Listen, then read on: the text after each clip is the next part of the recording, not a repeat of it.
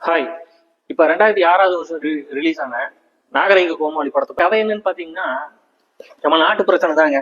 நாட்டில் வந்து இந்த சினிமா சீரியல் எல்லாம் வந்து கெடுக்குது, இளைஞர்கள் எல்லாம் வந்து கெடுக்குது. அந்த விஷயத்தையும் படத்தில் சொல்லியிருப்பாங்க. அப்புறம் இந்த கந்து வட்டி பிரச்சனை, இந்த கந்து வட்டி வாங்கி நிறைய குடும்பங்கள் வந்து பாதிக்கப்படுறாங்க.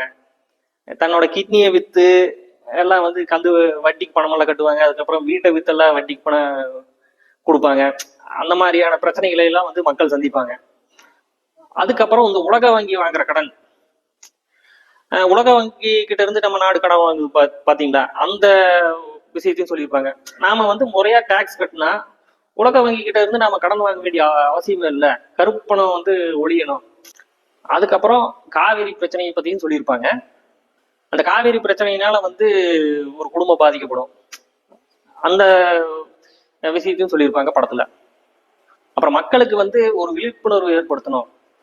எப்பவுமே ஒரு போதையில ஒரு சினிமா ஹீரோயின், அந்த ஹீரோ, அந்த போதையில நம்ம இந்த சீரியல், இந்த விஷயங்கள் எல்லாம் வந்து மக்கள் மனசுல வந்து ரொம்ப தாக்கத்தை ஏற்படுத்தியிருக்கு. குழந்தைங்க மனசுலயும் வந்து இதே மாதிரி தான் சினிமா, அந்த ரியாலிட்டி ஷோ, அதெல்லாம் வந்து தாக்கத்தை ஏற்படுத்தியிருக்கு. இதெல்லாம் வந்து மாறணும், குழந்தைங்க வந்து சிந்திக்கணும். இதையும் வந்து படத்துல சொல்லியிருப்பாங்க. ஜெய்சக்தி வந்து பாத்தீங்கன்னா ஒரு 16 வருஷத்துக்கு முன்னாடியே வைகைன்னு ஒரு படத்துல நடிச்சிருப்பாரு. வைகை அந்த படத்துல வந்து இவர் ஹீரோ, அந்த சுவாசிகான்னு ஒருத்தங்க இருப்பாங்க தெரியுமா, அந்த மாமன் படத்துல சூரி கக்காவா நடிச்சிருப்பாங்க. ரப்பர் பந்து படத்துல நம்ம கெத்து தினேஷோட ஜோடியா நடிச்சிருப்பாங்க. அவங்க தான் வந்து இந்த ஜெய்சக்தி அவரோட வந்து ஜோடியா நடிச்சிருப்பாங்க வைகை படத்துல. இந்த படத்தை பார்க்காதவங்க யூடியூப்லயே இருக்கும், பாருங்க. படத்தோட ஆரம்பத்துல இந்த படத்துல சுருளிராஜனோட வாரிசுகளும் NS கிருஷ்ணனோட வாரிசுகளும் நடிச்சிருப்பாங்க. கதைப்படி ஸ்டார்டிங்ல வந்து பறவை மூலியமா அவங்க காட்டுவாங்க. அவங்க வந்து காய்கறி வித்துட்டு வர்றாங்க. யாருமே தெருவுல வந்து காய்கறி வாங்க மாட்டாங்க, வீட்டை விட்டு வெளியே வர மாட்டாங்கன்னு வைங்களேன். அவங்க கூவி கூவி விற்பாங்க. யாரும் அந்த மாதிரி இல்ல. தண்ணி குடிச்சிட்டு ஒரு நல்ல பாட்டை எடுத்து விடுவாங்க. கழுத மாதிரி 8 தெருவை சுத்தி காய்கறி சுமந்து வித்துட்டு வரேன். வெள்ளிக்கிழமை பொழுது வெளியே வந்து ஒருத்தி கூட என்னன்னு கேட்க மாட்டேங்கிறா. தண்ணி விடத்தான் கேபிள் டிவி ஆபீஸ்ல ஷோ பண்ணுவார். அந்த ஷோல பாத்தீங்கன்னா அந்த அதாவது நீங்கள் கேட்ட படம், அந்த பாடலுக்கு வந்து அந்த ஒரு நிகழ்ச்சிக்கு வந்து யாருமே வந்து போன் பண்ண மாட்டாங்க.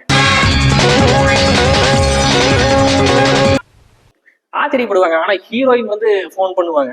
நிகழ்ச்சி பண்றேன்னு சொல்லிட்டு அந்த பாட்டி ஏன்டா இப்படி குடும்பப்படுத்துறீங்கன்னு சொல்லி அந்த ஹீரோயின் போன்ல கண்டுபிடித்துட்டுவாங்க. அப்புறம் இந்த நம்பர் எங்கிருந்து வந்திருக்குன்னு பார்த்துட்டு கடைக்கு வெளியில பிசிஓல இருந்து வந்திருக்கோம். நம்ம ஹீரோ யார் அந்த பொண்ணுன்னு தேடி போவாரு. அப்பதான் இந்த ஹீரோயினோட இன்ட்ரோ சாங் வரும், வட்டி வட்டின்னு ஒரு பாட்டு வரும். இந்த பாட்டுல வந்து இந்த வட்டி சம்பந்தமான லைன்ஸ் எல்லாம் இருக்கும். அந்த பாடலும் நல்லா தான் இருக்கும். அந்த பாடல் வந்து இந்த மாதிரி கந்து வட்டிக்கு பணம் வாங்குறவங்க எல்லாம் வந்து எப்படி எல்லாம் கஷ்டத்தை அனுபவிக்கிறாங்க. ரன்னு வட்டி, ராக்கெட் வட்டி, மீட்டர் வட்டி, கடப்பாறை வட்டி, இந்த மாதிரி வட்டிகள் எல்லாம் இருக்கும். இந்த வட்டியெல்லாம் வாங்கி ஜனங்க ரொம்ப கஷ்டப்படுறாங்களே, அதோட கொடுமைகள் அனுபவிக்கிறாங்கல்ல, அதை பத்தி ஒரு விழிப்புணர்வு படலா வந்து இருக்கும் அந்த பாட்டு. அப்புறம் அந்த ஹீரோயினோட அப்பா வந்து டீ கடையில வேலை செஞ்சுட்டு இருப்பாரு. அந்த ஹீரோயின் என்ன பண்ணுவான், அந்த கந்து வட்டி கொடுக்குறான் பாத்தீங்களா, அவனை தேடி போய் குளோரோஃபார்ம் இன்ஜெக்ஷன் போடும். கோமால விழுந்துருவாங்க. சரி, தண்ணி இல்லாம விவசாயிகள் எல்லாம் வந்து எதனால வந்து செத்தாங்க, அதையெல்லாம் வந்து ஒரு பிளாஷ்பேக்கா சொல்லுவாரு. அந்த பாதிக்கப்பட்டதுல வந்து அவரும் ஒருத்தர். காவேரியில தண்ணியை திறந்து விட்டுருக்க மாட்டாங்க. தண்ணி இல்லாம சரி நிலத்தடி தண்ணி மூலியமா வந்து நம்ம வயலுக்கு தண்ணி பாய்ச்சலாம் அப்படின்னு சொல்லிட்டு எல்லாம் போர் எல்லாம் போடுவாரு. போர் போட்டு தண்ணி வராது. அப்புறம் நிலத்தை வித்து கடன், அதாவது கடன் வாங்கியிருப்பாரு வட்டிக்கு, நிலத்தை வித்து கடன் கொடுப்பாரு.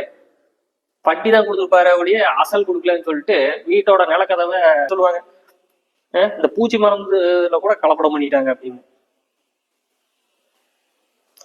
உங்களோட நிலைமை வந்து பாத்தீங்கன்னா நமக்கே கண்ணீர் வர உழைக்கும். ஒரு விவசாயியோட நிலைமை இப்படி எல்லாம் ஆகணுமா அப்படின்னு. இப்ப அதாவது படத்துல விவசாயிகள் மேல ஒரு ஆர்வம் காட்டலாம். ஆனா நம்ம என்ன பண்றோம், நம்ம அரசியல்வாதிக்கு மேலேயும் ஆர்வத்தை காட்டலாம், டிவி சீரியல் மேலேயும் ஆர்வத்தை காட்டுறோம், சினிமாவை பத்தி, சினிமா ஹீரோயின் பத்தியும் நம்ம வந்து அதையே நம்ம விரும்பி பார்த்துட்டு இருக்கிறோம். இங்க நாட்டோட பிரச்சனையை பத்தி கொஞ்சம் கூட யோசிக்கிறது இல்லை. அந்த மாதிரிதான் படத்துல வந்து அப்படிதான் சொல்லியிருப்பாங்க. அதுக்கப்புறம் நம்ம ஹீரோ திருந்துவாரான்னு பார்த்தா அப்பவும் திருந்திருக்க மாட்டாரு. சில நாட்டு பிரச்சனைகளும் பேசுவாங்க கோர்ட்ல. இவங்க வந்து குற்றவாளின்னு சொல்லி தூக்கி உள்ள போட்டுருவாங்க நம்ம ஹீரோயினை. எப்படியோ வெளியே வந்துருவாங்க நம்ம ஹீரோயின். நம்ம ஹீரோ என்ன பண்ணுவாரு, செல்போனை பத்தின ஒரு ஃபன்னியான ஒரு வீடியோ எடுப்பாரு. இந்த ஃபன்னியான வீடியோ எடுத்து என்ன ஆகும், எல்லாம் ரோட்ல எல்லாம் செல்போன் பேசிட்டு போவாங்க, யார் என்னன்னு கூட தெரியாம. மாட்டுத்தாவணி போன வரியா அண்ணா, மாட்டுத்தாவணி போன வரியா. படிச்சதுக்கு அப்புறம் ஹீரோவுக்கு வந்து கொஞ்சம் ஞானோதயம் வந்துடும்.